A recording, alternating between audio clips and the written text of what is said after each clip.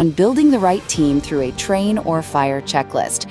Hiring managers constantly struggle with whether to develop a worker or just let them go, but this breaks down exactly which behavioral traits are truly worth your investment and which are massive red flag deal breakers. First, you've got to train for attitude over current capability. Think of these folks like unformed clay. They might not look perfect right now, but they're ready to be molded.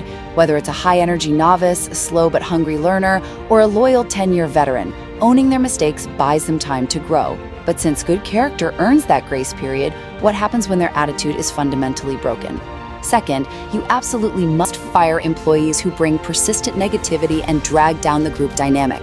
Reject anyone who complains about everything or constantly finds a problem for every single solution. Seriously, is it ever worth keeping a chronic pessimist around just to play devil's advocate, or does that inevitably infect the whole team?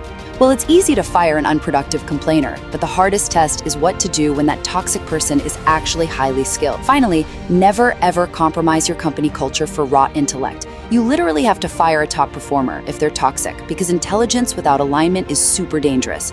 It really makes you wonder, how many managers out there secretly harbored toxic rock stars just out of a kind of misguided fear of losing short-term productivity? Ultimately, you can always teach skills, but you can't train character. So invest in your hungry learners and ruthlessly cut the brilliant jerks. Protect your culture at all costs, because talent means absolutely nothing if it's tearing your team apart.